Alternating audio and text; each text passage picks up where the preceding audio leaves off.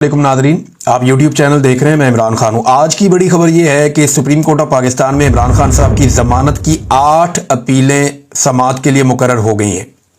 ये जो 8 अपीलें समाअत के लिए मुकर्रर हुई है ना, ये चीफ जस्टिस याया अफरीदी सुनेंगे, पाकिस्तान सुप्रीम कोर्ट के चीफ जस्टिस, और उनके साथ एक और मुअज़्ज़िज़ जज जस्टिस मोहम्मद शफी सिद्दीकी साहब। ये 2 रुकनी बेंच ये इमरान खान साहब की अपीलें सुनेगा।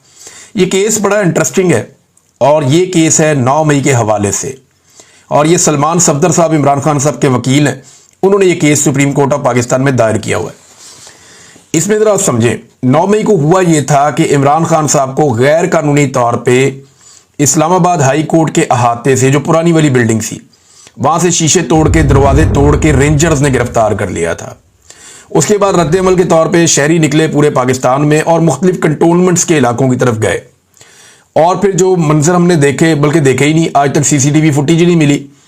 और कई लोग ये कहते हैं कि हम जब पहुंचे तो पहले ही तबाही हो चुकी थी। बड़े हैरत अंगेज तौर पे सिक्योरिटी वहाँ से गायब हो जाती है। बड़े हैरत अंगेज तौर पे वहाँ पे जो रास्ते में है कोई रोकता नहीं है, कोई रुकावट नहीं डाली जाती, कोई पकड़ने नहीं आता, और फिर वहाँ पे तोड़ फोड़ हो जाती है।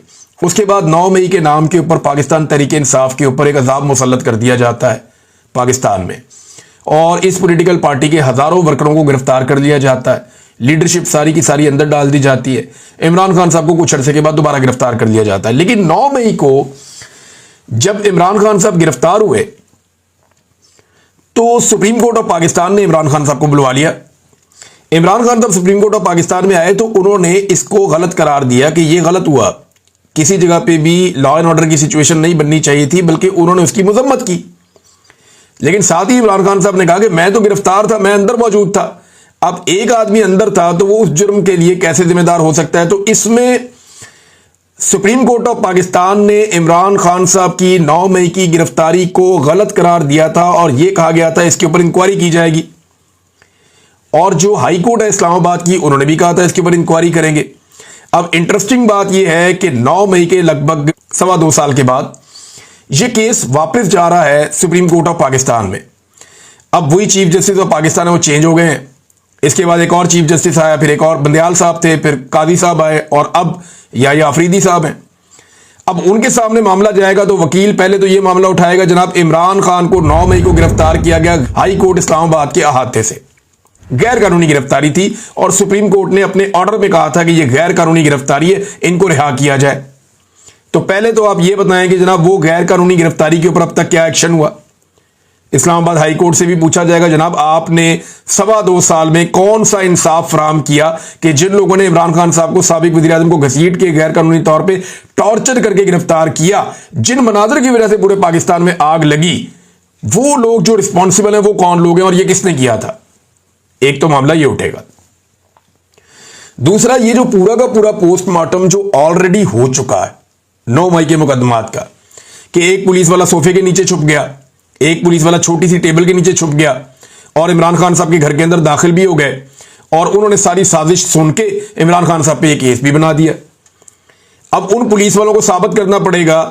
मेरे ख्याल में सलमान जो साहब जो हैं, सलमान सफदर साहब, उन्हें चाहिए कि इमरान खान साहब के जमान पार्क वाले घर से वो सोफा और वो छोटी टेबल, ये दोनों चीजें उठा के सुप्रीम कोर्ट ऑफ पाकिस्तान में ले जाके चीफ जस्टिस ऑफ पाकिस्तान के सामने रख दें, और उन्हें कहें सर ये वो टेबल है और ये वो सोफा है, ये 2 पुलिस वाले इनको कहें इनके नीचे छुप के दिखाएं, ताकि हम देखें ये इनके नीचे कैसे छुपते हैं।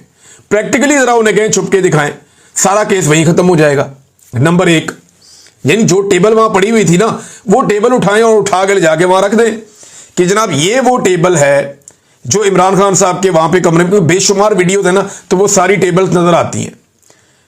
रोजाना वीडियोस बनती थी, वहां पे लोग अंदर आते थे अपने मोबाइल से, दूसरे भी वीडियो बनाते थे, वो कैमरामैन भी था, वो सारा फिल्माया हुआ वो जगह।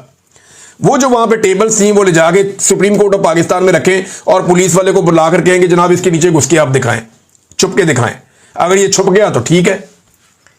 दूसरा, हर जगह पे इन्होंने तादाद अलग बताई है। लाहौर में कुछ और है, गुजरावाला में कुछ और है, फैसलाबाद में कुछ और है, सरगोदा में कुछ और है। हर जगह पे साजिश के दौरान लोगों की तादाद अलग बताई, ये भी एक गलती है। तीसरा, वो पुलिस वाला उस दिन ड्यूटी पे ही नहीं था, भागा हुआ था, उसके खिलाफ रिपोर्ट लिखी हुई है। जिस दिन वो कह रहा है जी कि मैंने जाके साजिश ये पकड़ी है, उस दिन वो ड्यूटी पे ही नहीं था। पांचवा जो तफ्तीशी है वो कभी उस जगह पे ही नहीं गया, उस जगह पे वो तफ्तीशी कभी गया ही नहीं जिस जगह पे ये वकूआ वो कहते हैं हुआ है। और वो जो जाए वकूआ है इमरान खान साहब का घर जिसके बारे में वो कहते हैं, उसका नक्शा भी उनके पास नहीं है। उनको ये आइडिया ही नहीं है कि इमरान खान साहब का कमरा किस तरफ है, दरवाजा किस तरफ है, सोफा किस तरफ है, कुर्सी किस तरफ है, और वहां का कोई उन्होंने दौरा भी नहीं किया, तफ्तीशी वहां गया ही नहीं।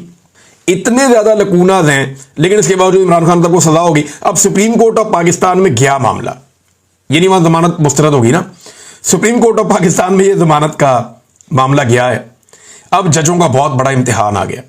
ये जब भोंडा तरीन तारीख का केस जजों के सामने आएगा तो देखते हैं सुप्रीम कोर्ट ऑफ पाकिस्तान का एक बहुत बड़ा इम्तिहान है, या अफरीदी का कि वो इसमें इंसाफ दे पाते हैं या नहीं दे पाते, क्योंकि इसी सुप्रीम कोर्ट से ये सारा मामला शुरू हुआ था, इसी सुप्रीम कोर्ट में ये सारा मामला वापस आ गया है। और तफ्तीशी का, पुलिस वालों का, प्रोसिक्यूशन का बहुत बड़ा इम्तिहान है, क्योंकि ये केस लड़ने के काबिल है ही नहीं, इस केस को लड़ा ही नहीं जा सकता। इमरान खान की हद तक तो सवाल ही पैदा नहीं होता ये केस लड़ा जा सके, क्योंकि पुलिस वालों ने जो भोंडे अंदाज में ये मुकदमा दर्ज किया है, दुनिया का कोई बनाना रिपब्लिक भी होगा ना, उसकी जो सबसे बदतरीन अदालत भी होगी ना, उसके अंदर भी इसको साबित नहीं किया जा सकता। अब देखना यह है कि चीफ जस्टिस ऑफ पाकिस्तान इस मामले को कैसे हैंडल करते हैं, तो बड़ी इंटरेस्टिंग चीज होने जा रही है। नंबर 2, वजीर आला खैबर पख्तूनख्वा के जो बड़े सख्त बयानात आए थे उन पे हुकूमत का रद्द-ए-अमल आया। राणा सनाउल्लाह साहब ने कहा खैबर पख्तूनख्वा में वादिय तीरा के इंसिडेंट से पहले जो वादिय तीरा के अंदर कत्लो गारत गिरी हुई है, बच्चों की शहादत के बाद लोग एहतजाज करने के लिए निकले, फिर उनके ऊपर स्ट्रेट फायर कर दिया सिक्योरिटी फोर्सेस ने बकौल पाकिस्तान तहरीक इंसाफ की गवर्नमेंट के, और जब उनके ऊपर स्ट्रेट फायर किया गया तो उसमें लोग शहीद हो गए और हालात बड़े खराब हो गए। अब लोगों ने जाके तालिबान से कहा बहुत बड़ी तादाद में कि आप ये इलाका छोड़ दें, हम फौज से कहेंगे वो भी इलाका छोड़ दे। तो क्या ये इलाका वाकई में जो वहां की अवाम है वो तालिबान से और फौज से खाली करवा सकती है? पाकिस्तान तहरीक इंसाफ ने भी बड़ा सख्त मौक़िफ़ ले लिया, उन्होंने कहा जी ठीक है, फौज 15 दिन के अंदर निकल जाए इन इलाकों से। लेकिन राणा सनाउल्लाह साहब कह रहे हैं कि वज़ीर आला खैबर पख्तूनख्वा के बयानात पे मत जाएं, इनके बयानात को बिल्कुल संजीदा मत लें, वो सियासी बयानिए के लिए बोलते हैं, सिर्फ जहां उनके ताउन की जरूरत होती है वो ताउन कर देते हैं हुकूमत के साथ। ये राणा सनाउल्लाह साहब ने दावा किया है। अब वज़ीर आला खैबर पख्तूनख्वा के ऊपर चंद सवालात खड़े हो रहे हैं। नंबर 1, अभी तक किसी एक भी ड्रोन हमले की FIR अली अमीन गंडापुर साहब नहीं कर सके। देखिए ना, अली अमीन गंडापुर साहब 5 घंटे ऊंची आवाज में तकरीर करते रहे या चिल्लाते रहे, उससे कोई फर्क नहीं पड़ता। सिर्फ एक छोटी सी FIR दर्ज कर दें ड्रोन हमले की, उससे फर्क पड़ता है। आप देखें ना, प्रैक्टिकली आप देखें जावेद हाशमी साहब ने क्या कहा था। जावेद हाशमी साहब ने कहा कि मुझे DG ISI ने कहा या ISI के चीफ ने कहा कि हम आपको सीट पे कामयाब करवा देते हैं, आप इलेक्शन आपको जितवा देते हैं, आप हमें बुरा भला कहते रहा करें, लेकिन जब आप जरूरत पड़े हमें आपकी तो आप वोट हमें दे दिया करें या हमारा काम कर दिया करें, हमें जितना मर्जी बुरा भला करें कोई फर्क नहीं पड़ता। तो अहमद वली खान क्या करते हैं, उन्हें सीट दिलवाई गई है ना, वो कितना बुरा भला कहते हैं फौज को, लेकिन जब वोट की जरूरत पड़ती है तो वो फौज के हक में वोट डाल देते हैं या एस्टेब्लिशमेंट के हक में वोट डाल देते हैं, जो भी उनको मिलिट्री एस्टेब्लिशमेंट कहती है वो वैसे कर देते हैं। तो अहमद वली खान साहब वाला फॉर्मूला बाकी जगह भी अप्लाई, क्या गंडापुर साहब पे ये फॉर्मूला अप्लाई नहीं होता? गंडापुर साहब जितना मर्जी ऊंचा बोलें, चिल्लाएं, 4 घंटे 3 घंटे बोलें, बहुत बोलते चले जाएं, लेकिन बोलने से फर्क नहीं पड़ता। प्रैक्टिकली वो एक FIR दर्ज करें अगर, तो उससे फर्क पड़ता है। और मैंने जब बात की थी उस वक्त तक ये जो सानिया हुआ वादिय तीरा का, इसकी भी FIR दर्ज नहीं की गई। हालांकि स्ट्रेट फायर किए गए हैं, मुद्दइयों से पूछकर FIR दर्ज करनी चाहिए उन लोगों के खिलाफ जिन्होंने ये स्ट्रेट फायरिंग की है। अब इस्लामाबाद में FIR ना हो सके फायरिंग करने वालों पर, तो ये तो बात समझ आती है कि वो वजीर दाखिला के कंट्रोल में है मोहसिन नकवी के। लेकिन खैबर पख्तूनख्वा में तो अली अमीन गंडापुर की हुकूमत है पाकिस्तान तहरीक इंसाफ की, वहां पे अगर निहत्ते शहरियों के ऊपर फायरिंग हो और वो कत्ल हो जाएं और वहां पे भी अगर FIR ना हो सके, तो फिर अली अमीन गंडापुर भी वही है जो मोहसिन नकवी है, फिर दोनों में कोई फर्क तो नहीं है ना, और फर्क हो भी नहीं सकता जब FIR ही नहीं हो रही। दूसरा, गंडापुर साहब को FIR के अलावा सादा कानून साजी वो कर सकते हैं, यानी जो एक गवर्नर का एक ऑर्डिनेंस जारी किया गया है जिसके तहत फौज को खैबर पख्तूनख्वा में बहुत सारे इजाफी इख्तियारात दिए गए हैं जिनके जरिए से वो कार्रवाई करती है। अगर वाकई पाकिस्तान तरीके इंसाफ चाहती है कि फौज की कार्रवाई खैबर पख्तूनख्वा के अंदर महदूद हो जाए, या वो जो कर रहे हैं वो उस तरह से वहां पे ना करें, तो वो जो इजाफी इख्तियारात दिए गए हैं सादा कानून साजी से वापस ले सकते हैं। 15 मिनट का काम है सूबाई असेंबली में, क्योंकि ऑर्डिनेंस को ज़ाया करने के लिए सूबाई असेंबली के पास ताकत होती है। जो भी ऑर्डिनेंस है उसको असेंबली से पास किया जाता है, जो भी ऑर्डिनेंस है उसको असेंबली से फाइनल किया जाता है, और अगर असेंबली उसको रिजेक्ट कर देती है तो ऑर्डिनेंस ऑटोमेटिकली खत्म हो जाता है। या जाके एडवोकेट जनरल जो हैं खैबर पख्तूनख्वा के, वो अदालत से अपना केस वापस ले लें और स्टे खत्म कर दें। और पेशावर हाई कोर्ट का जो फैसला था कि ये इंसानी हकूक की खिलाफ वर्जियां हैं, जो आपने एक्स्ट्रा पावर्स दी हुई हैं खैबर पख्तूनख्वा की सतह के ऊपर फौज को, ये वापस लेनी चाहिए, वरना ये इंसानी हकूक की खिलाफ वर्जियां हैं। ये बात की हुई है पेशावर हाई कोर्ट ने, वो फैसला इंप्लीमेंट हो जाएगा। तो अली अमीन गंडापुर साहब को इनमें से कोई एक काम, या तो वो अपने एडवोकेट जनरल को कहें फौरी तौर पे जाएं और जाकर अपनी जो स्टे है उसको उठा ले, या वो FIR दर्ज करना शुरू करें। ये भी वो अभी तक नहीं कर पाए, ना ड्रोन हमलों की ना बाकी चीज़ों की। और सादा कानून साजी के जरिए से वो फौज को मिले हुए इजाफी इख्तियारात भी वापस ले सकते हैं। और एक और चीज़ कर सकते हैं कि खैबर पख्तूनख्वा की मादनियात के हवाले से जितनी भी माइनिंग हो रही है उसका एक ऑडिट करवा सकते हैं और बता सकते हैं किस किस को बगैर टेंडर के ठेका मिला है और कौन कौन इसके अंदर मुलव्विस है और कहां कहां ये चीजें जा रही हैं और कितने पैसे के मादनियात यहां से निकाले गए, कितनी माइनिंग हो चुकी है। ये सारी चीजें करें तो फिर समझ आ जाएगी कि अली अमीन गंडापुर साहब वाकई इस काम पे लगे।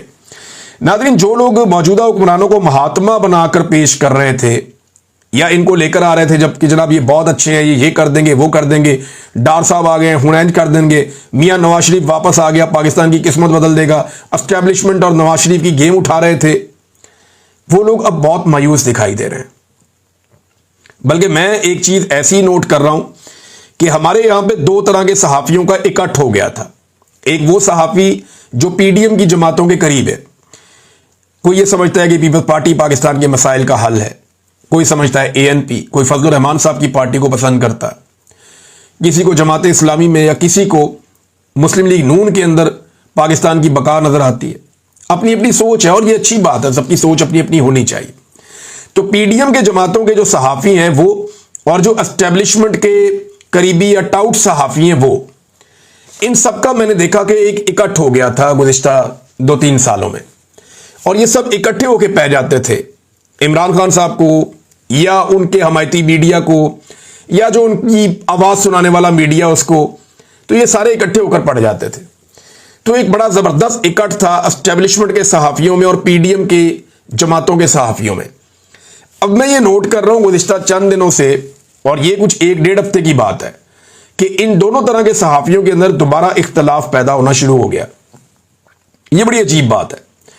यानी जो PDM की जमातों के सहाफ़ी हैं वो अब एस्टेब्लिशमेंट के ऊपर इल्ज़ामात लगाना शुरू हो गए हैं कि सारे इख्तियारात तो इनके पास हैं, चीज़ें तो ये कंट्रोल करते हैं, सियासतदान तो बदनाम, वो अपनी बातें कर रहे हैं इस किस्म की।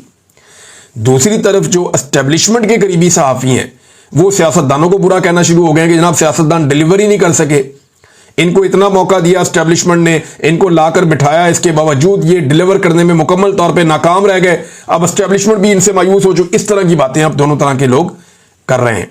इसका मतलब ये है कि इन्हें इस बात का आइडिया हो गया है, एस्टेब्लिशमेंट को भी और हुकूमत को भी, कि हम जो मर्जी कर लें, हम इस मुल्क को इस तरह से नहीं चला सकते।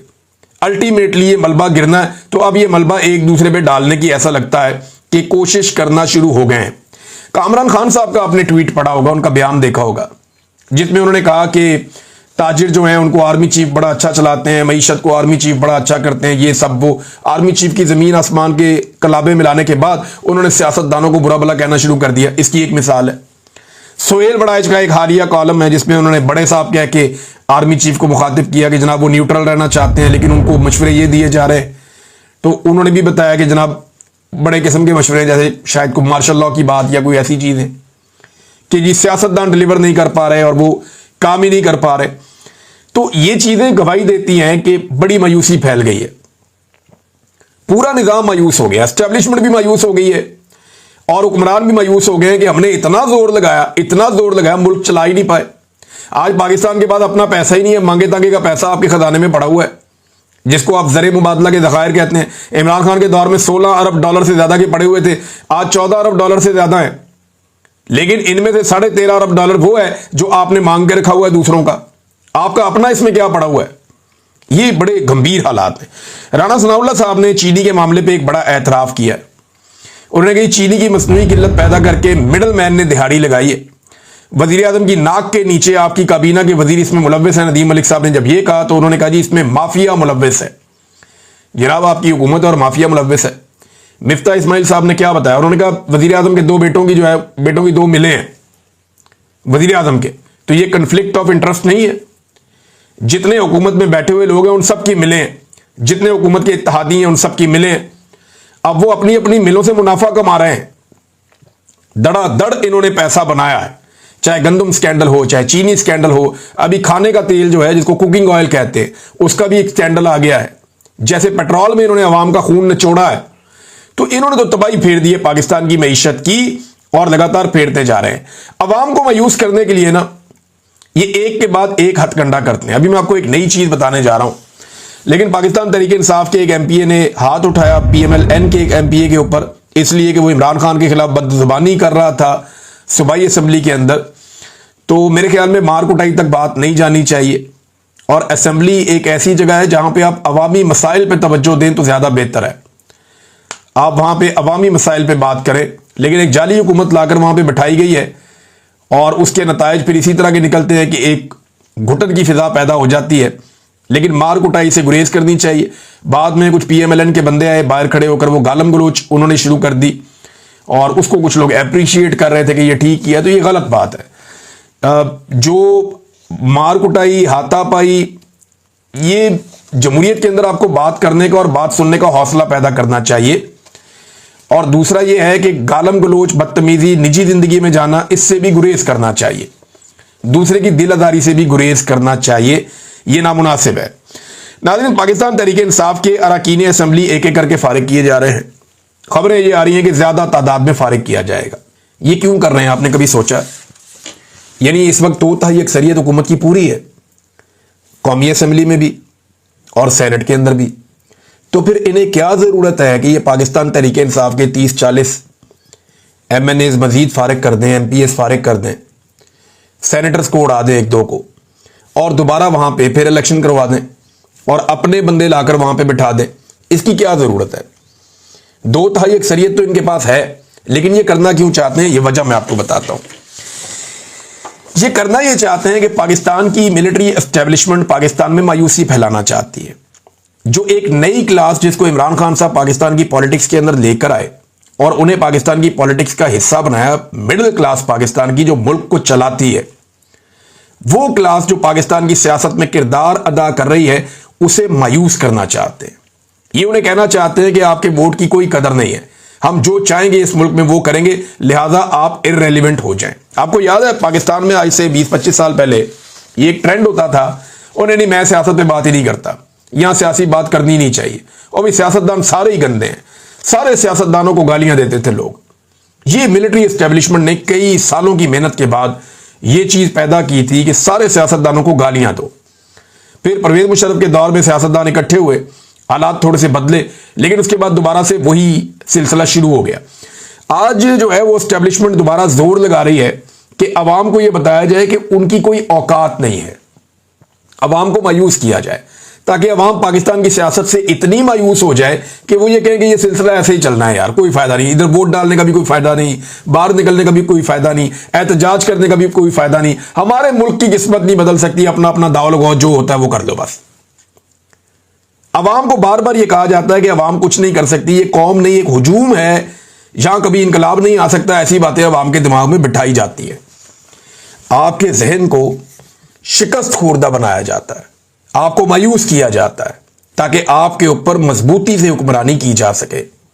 पाकिस्तानी बिल्कुल कमजोर कौम नहीं है, पाकिस्तानी बिल्कुल फारिग कौम नहीं है, पाकिस्तानी एक मजबूत कौम है, पाकिस्तानी बड़े शानदार लोग हैं, पाकिस्तानी अपना हक लेना और अपना हक छीनना जानते हैं। हमारी कौम है, हुजूम नहीं है। हम बहुत सारी चीजों में पहले ये साबित कर चुके हैं और आइंदा भी साबित करेंगे। मेरी तमाम पाकिस्तानियों से एक गुजारिश है कि जितना मर्जी ये सिलसिला चलता रहे, आपके ऊपर ये जबर करते रहे, आपसे सीटें छीनते रहे, आपके वोट की तौहीन करते रहे, लेकिन आप अपने वोट की तौहीन के बावजूद बार बार खड़े होइएगा, क्योंकि ये आपका फर्ज भी है। एक मुल्क में आप रहते हैं ना, आपका भी एक फर्ज है। आपने मायूस नहीं होना, बस आपने दिल नहीं छोड़ना। एक दिन आएगा ये पूरा का पूरा सिस्टम आपके कदमों में सरेंडर करेगा। मुझे पूरा यकीन है कि पाकिस्तानी इनसे सरेंडर करवाएंगे और ये पूरा निजाम जो नाइंसाफी पे चल रहा है, ये पाकिस्तानियों के कदमों में सिसक रहा होगा और पाकिस्तानियों के सामने सरेंडर करेगा। हम हुजूम नहीं हैं, हम कौम हैं और हम साबित करेंगे, ये वक्त आएगा। और हमने साबित किया है, बार बार साबित किया है। नाज़रीन, और मेरे पास खबरें हैं यहां पे आपको देने के लिए। इंटरनेशनल फ्रंट से बड़ी इंपॉर्टेंट खबरें हैं, लेकिन एक आखिरी खबर पे मैं यहां पे इख्तिताम कर लेता हूं, फिर बाकी चीजें आपको नेक्स्ट वीलॉग में बताऊंगा। हम्माद अजहर साहब ने एक ट्वीट करते हुए बताया कि उनके घर के ऊपर बार बार रेड्स किए जा रहे हैं, या रेड नहीं किए जा रहे, यानी पुलिस को बाहर भेजा जा रहा है, पुलिस यहां पे चेकिंग करती फिर रही है।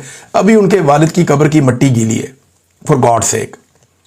यार, उनके वालिद का इंतकाल हुआ, वो पाकिस्तान का एक इज्जतदार आदमी था, वो पाकिस्तान का एक ऐसा सियासतदान था जिसने लंबा अरसा पाकिस्तान में सियासत की है और आप उसके ऊपर कीचड़ नहीं उछाल सकते। उसने बहुत सारी मरतबा बहुत सारी अपॉर्चुनिटीज को छोड़ा भी है। अगर आप मियां अजहर की सियासत के बारे में पढ़ें या गौर करें तो उन्होंने कुछ ऐसे मौके उन्हें जिंदगी में मिले, जैसे मौके सियासतदानों को मिलते हैं तो वो एक दूसरे की टांग खींच देते हैं, लेकिन उन्होंने ऐसा किया नहीं। नवाज शरीफ साहब ने भी उनको एक ऐसी ऑफर दी थी, उन्होंने इनकार कर दिया था, जिसपे नवाज शरीफ साहब से उनकी बिगड़ गई थी। तो मियां अजहर साहब एक अच्छी शख्सियत थे और अब उनके बेटे लिखते हैं कि मेरी रिहाइशगाह पर पुलिस अफराद की बार बार आमद, 3 पुलिस के डाले भी अभी घंटा पहले आए और मुलाजमीन से पूछगछ करते रहे। ये ज्यादती है, इस वक्त ये नहीं करना चाहिए।